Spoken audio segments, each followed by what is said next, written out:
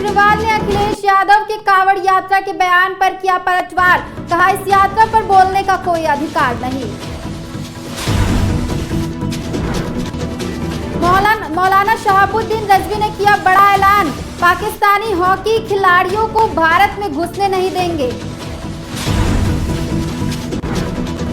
अमरोहा में नकली दूध पनीर का कारखाना पकड़ा। खाद्य विभाग और पुलिस की छापेमारी में 6 कुंटल दूध और 7 किलो पनीर जब्त। कांवड़ यात्रा, गंगा घाटों पर नहीं होगी श्रद्धालुओं को दिक्कत। डीएम ने लिया जायजा, ये व्यवस्था करने के निर्देश। नमस्कार, मैं श्रेया और आप देख रहे हैं आज की खबर। चलिए एक नजर डाल लेते हैं उत्तर प्रदेश की कुछ खास खबरों की तरफ। एक बड़ी खबर आ रही है बुलंदशहर से। Bulandshahr state level kabaddi player की रेबीज से मौत। जी हां, Bulandshahr state level kabaddi player की रेबीज से मौत हो गई है। कुछ देर पहले का एक वीडियो सोशल मीडिया पर वायरल हो रहा है। तेजी से सोशल मीडिया पर यह वीडियो वायरल हो रहा है, जिसमें Bulandshahr state level kabaddi player की रेबीज से मौत का कारण बताया जा रहा है। वीडियो में ब्रजेश कुत्ते की तरह हरकतें कर रहा है। पिल्ले को बचाने के दौरान पिल्ले ने काटा था। गोल्ड मेडलिस्ट ने इंजेक्शन नहीं लगवाया था। रेबीज शरीर में फैलने से ब्रजेश सोलंकी की मौत हो गई। आपको बता दें कि इस वक्त ये बड़ी खबर आ रही है कि रेबीज के कारण शरीर में रेबीज फैल गया और ब्रजेश सोलंकी की मौत हो गई। ब्रजेश सोलंकी की तड़प कर मौत हो गई। इस वक्त की बड़ी खबर आ रही है, ये gold medallist Bulandshahr state level kabaddi player की रेबीज से मौत हो गई। सोशल मीडिया पर इनका एक वीडियो वायरल हो रहा है। वीडियो में ब्रजेश जो है वो कुत्ते की तरह हरकतें कर रहे हैं। नहीं जी, ना उसने बताया ना हमको पता थी। ये तो जब बीमार हो गया चारों तरफ लेके भाग रहे हैं।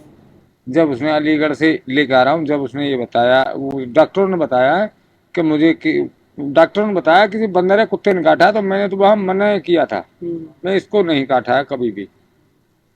तो मैंने जब उससे पूछी, उसने पूछा कि मेरी बीमारी क्या है, तो मैंने कहा कोई बीमारी नहीं है, डॉक्टर पे इलाज नहीं है। तो मैंने कहा ऐसे बना रहे हैं, ये तो चूतिया खाम खा के कुत्ता ने काटा है, बंदर ने काटा है। तो जब उसने बताया कि हाँ मुझे काटा था, मैंने कब कि 2-2.5 महीने हो गया।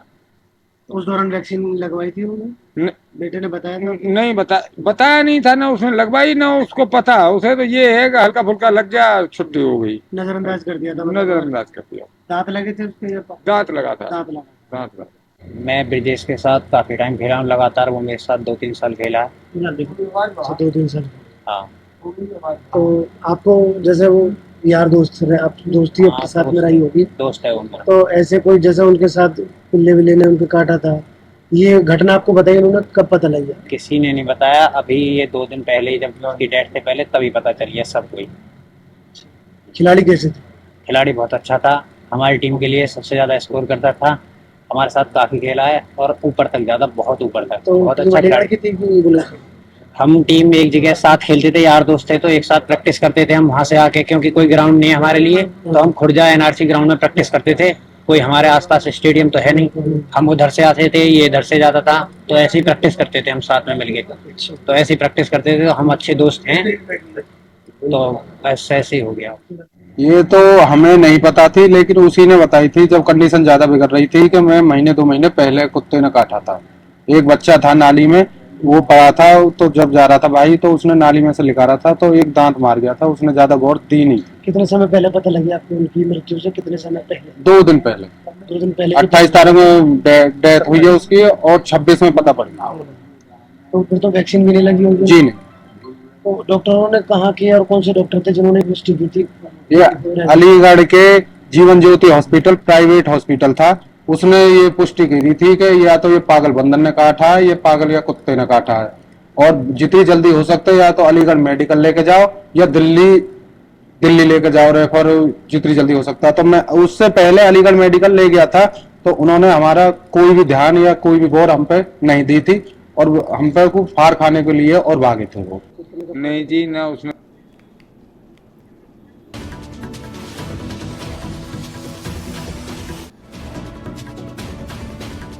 इस वक्त वक्त की बड़ी खबर आ रही है बुलंदशहर से। स्टेट लेवल कबड्डी प्लेयर की रेबीज से मौत हो गई है। जी हाँ, रेबीज से मौत हो गई है। इनका एक वीडियो कुछ टाइम से सोशल मीडिया पर तेजी से वायरल हो रहा था और अभी कुछ देर पहले खबर आई है कि रेबीज के कारण जो है इनकी मौत हो गई है। ब्रिजेश कुत्ते की तरह हरकतें कर रहे थे। पिल्ले को बचाने के दौरान पिल्ले ने इन्हें काट लिया था। गोल्ड मेडलिस्ट रह चुके हैं। आपको बता दें कि ये गोल्ड मेडलिस्ट रह चुके हैं। इंजेक्शन नहीं लगवाया था जिस कारण रेबीज शरीर में फैल गया और ब्रिजेश सोलंकी की मौत हो गई। ब्रिजेश सोलंकी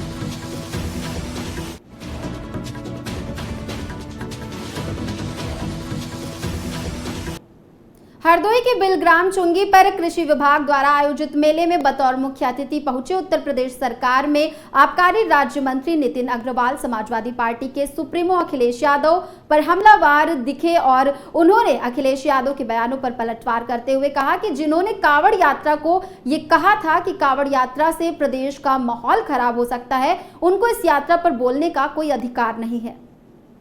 कृषि विभाग द्वारा आज कृषि मेले का कार्यक्रम में मैं यहाँ पे उपस्थित हूँ। हर वर्ष की भांति इस वर्ष भी आयोजन हुआ है और कृषि विभाग द्वारा जो योजनाएं चल रही हैं और जो वितरण किसानों को किया जाता है, चाहे बीज का वितरण हो और उपकरण का वितरण हो, उसका वितरण यहाँ पे होता है। साथ ही साथ कृषि विभाग द्वारा जो अलग अलग तरीके की योजनाएं चलती हैं उसकी भी जानकारी हमारे किसान भाइयों को मिलती है। प्रदेश की सरकार कृषि क्षेत्र को और किसान भाइयों को खास तौर से समृद्ध करने के लिए कार्य योजनाएं बनाती है और क्रियान्वयन उसका करती है। और मुझे खुशी है कि आदरणीय योगी जी के नेतृत्व में आज हमारा कृषि क्षेत्र भी बड़ा है और किसान भाई भी उत्तर प्रदेश का समृद्ध। बिहार में आगामी अगस्त और सितंबर महीने में होने वाले एशिया हॉकी कप में पाकिस्तान की टीम खिलाड़ियों को बुलाने को लेकर विरोध शुरू हो गया है। बता दें, बरेली में विरोध किसी और ने नहीं बल्कि ऑल इंडिया मुस्लिम जमात के राष्ट्रीय अध्यक्ष ने किया है और कहा कि भारत सरकार ने पाकिस्तान के खिलाड़ियों को बुलाने का जो फैसला किया है उस पर उनको पुनर्विचार करना चाहिए, क्योंकि खिलाड़ी भारत के दुश्मन देश से आ रहे हैं जिन्होंने पहलगाम में बड़ी आतंकी वारदात को अंजाम दिया था। मौलाना साहब, पाकिस्तान के खिलाड़ियों का बिहार आना तय हो चुका है करीब करीब, क्या कुछ प्रतिक्रिया है? भारत सरकार के खेल मंत्रालय ने यह फैसला किया है कि पाकिस्तान के खिलाड़ी हिंदुस्तान आएंगे और हिंदुस्तान के सूबा बिहार के शहर राजगीर में खेल खेलेंगे। खेल मंत्रालय से हमारा यह कहना है कि आप अपने फैसले पर पुनर्विचार करिए, नजरसानी करिए, इसलिए कि अभी पूरी दुनिया ने देखा कि पहलगाम में कितनी बड़ी आतंकवादी घटना पाकिस्तान ने अंजाम दी।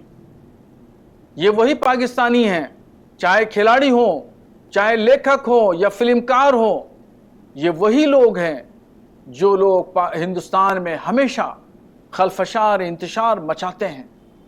और उसके बाद फिर भारत ने ऑपरेशन सिंदूर चलाया, हिंदुस्तान और पाकिस्तान की जंग हुई, आतंकवादी अड्डों को ऑपरेशन सिंदूर के तहत नष्ट किए गए। उस दरमियान इन लोगों ने हिंदुस्तान के खिलाफ जहर उगला और भारत के प्रधानमंत्री के खिलाफ जहर उगलते थे और वो ऐसे ऐसे शब्दों का इस्तेमाल करते थे कि उनको अपनी जुबान पर लाना और दोहराना मैं मुनासिब नहीं समझता हूं।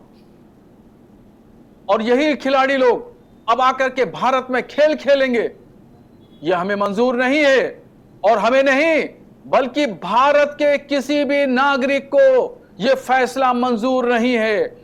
और मैं ऐलान करता हूं कि अगर पाकिस्तान के खिलाड़ी हिंदुस्तान में आए तो हिंदुस्तान में उनको उतरने नहीं दिया जाएगा। इनके लिए बिहार और राजगीर की जमीन तंग हो जाएगी और जब मुस्लिम जमात के रजाकार जगह जगह विरोध करेंगे, प्रदर्शन करेंगे। और हम अकेले नहीं होंगे बल्कि हमारे साथ तमाम संगठन, हिंदू, मुस्लिम, सिख, ईसाई संगठन और भारत की तमाम आवाम और जनता होगी और इनको हम खेल खेलने नहीं देंगे। अमरोहा के गजरौला में नकली दूध और पनीर के निर्माण का भांडाफोड़ हुआ है। खाद्य विभाग और पुलिस की संयुक्त टीम ने शुक्रवार को छापेमारी की। टीम को मौके से 6 कुंटल नकली दूध और 60 किलो नकली पनीर बरामद हुआ। खाद्य आयुक्त विनय कुमार अग्रवाल के नेतृत्व में की गई कार्रवाई में फाजलपुर फाटक के पास तेवा फैक्ट्री के सामने स्थित एक डेयरी का भांडाफोड़ किया गया। ये डेयरी गांव मोहरका पट्टी निवासी इरफान द्वारा संचालित की जा रही थी। ये हमारे क्षेत्र के खाद्य सुरक्षा अधिकारी श्री राकेश कुमार जी को गोपनीय सूचना मिली थी कि जो है गजरोला क्षेत्र में फाजलपुर फाटक के पास में जो है पनीर एक अवैध रूप से बनाया जा रहा है और उसमें जो है मिलावटी दूध से वो तैयार किया जा रहा है। तो उस सूचना पर जो है टीम के साथ पूरे जनपद की खाद्य सुरक्षा अधिकारी की टीम को लेकर के छापा डाला गया और मौके पर जाकर के जो है काफ़ी मात्रा में अपनिष्ठ पकड़े गए हैं और उसमें जो अपनिष्ठ का प्रथम दृष्टया मामला सामने आया है। इसके अलावा जो है वो अनहाइजेनिक दृष्टि में और अस्वास्थ्य का दशा मतलब बहुत गंदगी में वो जो है उसको पनीर को निर्माण कर रहे हैं। ये मौके पर लगभग जो है 500 लीटर दूध और लगभग 50 kilogram paneer, 11 litre refined palmolein oil मौके पर मिला, 5 किलोग्राम पाउडर मिला और 12 किलोग्राम क्रीम मौके पर मिली। इस सभी खाद्य पदार्थों को नष्ट करा दिया है मौके पर ही और लगभग नष्ट कराए गए खाद्य पदार्थों की कीमत लगभग 50,000 के लगभग है। 11 जुलाई से शुरू होने वाली श्रावण मास की कावड़ यात्रा के मद्देनजर देखते हुए पुलिस अधीक्षक अंकिता शर्मा ने क्षेत्र के नदरई रेलवे अंडरपास का निरीक्षण किया। वहीं इसी दौरान एसपी ने संबंधित अधिकारियों को सभी व्यवस्थाओं को समय से दुरुस्त किए जाने के लिए आवश्यक दिशा निर्देश दिए और यातायात संबंधी व्यवस्थाओं के लिए यातायात प्रभारी को निर्देशित किया गया। इस दौरान एसडीएम सदर, क्षेत्राधिकारी नगर एवं अन्य अधिकारी कर्मचीगढ़ मौजूद रहे। अमरोहा जनपद के रजबपुर थाना क्षेत्र में पुलिस को बड़ी सफलता हाथ लगी है, जहां एसओजी सर्विलांस और थाना रजबपुर पुलिस की संयुक्त कार्रवाई में चोरी की गई योजना बना रहे अंतर जनपदीय गिरोह के 6 शातिर बदमाशों और एक सुनार को गिरफ्तार किया गया। साथ ही पुलिस ने इनके कब्जे से करीब 3.50 लाख रुपए कीमत के सोने चांदी के जेवरात, 3,130 रुपए नगद, 2 तमंचे और 5 कारतूस, चोरी में प्रयुक्त वाहन छोटा हाथी बरामद किया है। जानकारी के मुताबिक पुलिस गिरोह के अन्य सदस्यों की तलाश में जुटी है। थाना रजबपुर एसओजी सर्विलांस टीम ने बहुत ही सराहनीय कार्य करते हुए एक चोरों का गैंग की गिरफ्तारी की है। इन्होंने पूछताछ के क्रम में 19/20 अप्रैल की रात्रि को थाना रजबपुर क्षेत्र में ग्राम शकरपुर में, ग्राम बागड़पुर थाना रजबपुर में 22/23 जून की रात्रि को और अमरोहा देहात में ग्राम जलीलपुर, बक्काल व मुनीमपुर में चोरी करना 20 जून को। साथ ही सैदनगली में 24/25 मई की रात्रि में ग्राम ककराऊ में और सबसे रिसेंट में 30 जून बटे 1 जुलाई की रात्रि को रामपुर में ग्राम सूरजपुर और करीमपुर के घरों में चोरी करना स्वीकार किया है। जो सबसे रिसेंट जो चोरी इन्होंने रामपुर में की थी उसका 100% माल बरामद हुआ। इन्होंने पूछताछ के क्रम में बताया कि इनके पास एक छोटा हाथी वाहन है जिससे ये लोग चलते हैं, गांव के बाहर ये दूर रोड पे इस वाहन को खड़ा कर देते हैं और फिर पूर्व में जो रैकी किए गए मकान में चोरी करते हैं और फिर इसी छोटे हाथी वाहन से निकल जाते हैं। एक तरफ सरकार वृक्षारोपण महाअभियान के जरिए पर्यावरण संरक्षण को लेकर करोड़ों खर्च कर रही है, वहीं दूसरी तरफ एटा की मिरहची थाना क्षेत्र में फलदार और हरे भरे पेड़ खुलेआम काटे जा रहे हैं और ये सब हो रहा है स्थानीय पुलिस और वन विभाग की संदिग्ध चुप्पी के बीच। बता दें कि ग्रामीणों का आरोप है कि रात में ट्रैक्टर ट्रॉली के जरिए कटे हुए पेड़ों की लकड़ी निकाली जाती है, लेकिन ना ही कोई जांच होती है और ना ही कानूनी कार्रवाई, जिसकी सूचना उन्होंने मिरहची थाना प्रभारी और हल्का इंचार्ज को दी, पर फिर भी कोई कार्रवाई नहीं हुई। आजाद अधिकारी सेना के राष्ट्रीय अध्यक्ष ने आज डीजीपी यूपी को पत्र भेजकर कन्नौज के पत्रकार के साथ थाना कोतवाली के मकनपुर चौकी इंचार्ज द्वारा की गई अभद्रता के संबंध में तत्काल जांच कराते हुए कार्रवाई की मांग की है। जानकारी के मुताबिक जांच करने पर आरोप सही पाए गए, इसलिए पुलिस निरीक्षक ने चौकी इंचार्ज को निलंबित कर दिया है।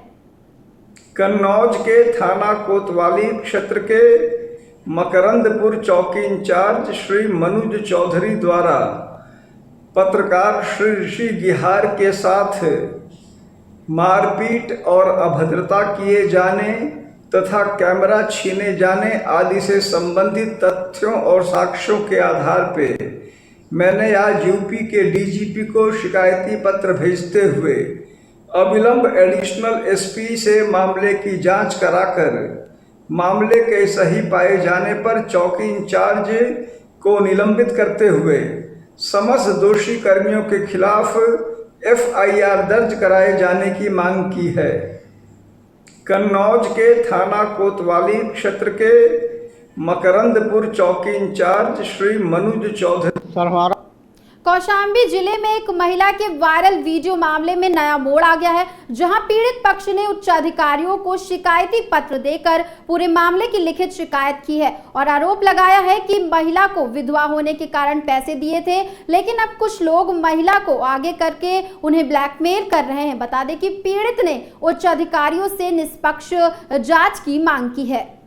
सर, हमारा मामला ये है कि 2/3 धूर हमने ज़मीन लिया 2012 में, तभी उसको हमने बाउंड्री करवा लिया, बनवा भी लिया था। उसकी बाउंड्री करवा के एक गेट लगवा दिया था। अभी तक वो पड़ा था। अब उस ज़मीन का हम निर्माण कर रहे थे। मकान हमारा तैयार हो गया है, जिससे हम ज़मीन लिए। उसकी औरत हमको बार बार परेशान कर रही है। इसके बाद उसने कहा कि मैंने पैसा रजिस्ट्री का नहीं पाई, मुझको पैसा दे दो तो अपना मकान पूरा बनवा लो, मुझे कोई दिक्कत नहीं। गांव वालों के समझाने पर 2,70,000 रुपये हमने उसको पैसा पुनः फिर दोबारा दे दिया, उसकी गरीबी देखकर। और इसके बाद वो हमको मकान हमारा तैयार हो गया, फिर भी वो बार बार अड़ंगा लगाती रहती है। लखीमपुर खीरी कस्बा के मोहल्ला कटरा में किराए की झोपड़ी में रहने वाले मजदूर सईद को आयकर विभाग से 9 करोड़ रुपए के टर्नओवर का नोटिस मिला है। दरअसल मामला यह है कि मजदूर ने अपने दस्तावेज बैंक में केवाईसी के लिए आधार व पैन कार्ड जमा किए थे, जिनके साथ धोखाधड़ी की गई और उनके नाम पर कंपनी खोल ली गई, जिसके कारण उन्हें करोड़ों रुपए के 2 नोटिस मिल चुके हैं। जिसके बाद ये परिवार लगातार सरकारी दफ्तरों के चक्कर काट रहा है, लेकिन उनकी मुसीबतें कम होने का नाम नहीं ले रही। नोटिस आए थे करोड़ों रुपए, 9 करोड़ की नोटिस आई है हमारे पास। ज्यादा ही तो कैसे आपको पता लगा? कैसे तो नोटिस हमारे घर पर हमने पैन कार्ड बनवाया था, वहाँ से केवाईसी के लिए मांगा गया, तो उसने हमने पैन कार्ड बनवाया।